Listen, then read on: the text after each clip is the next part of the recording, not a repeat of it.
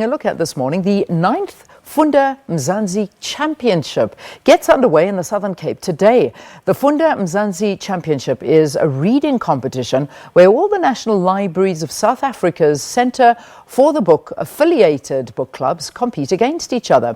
Our reporter, NOMAWETHU Solwandle, is covering the event, which ends on Friday. So it starts today, ends on Friday. NOMAWETHU, what can we expect? Good morning to you.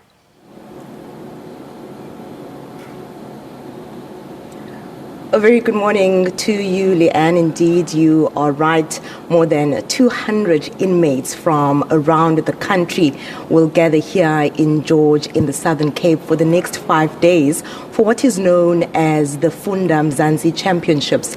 And really what these championships are about, Leanne, is to cultivate the culture of reading through spelling bees, through debate, and many other things. You know, when we talk about prisons, and when we look at what happens there, we normally hear very horrifying stories, Leanne, about gangs and inmates like hurting each other.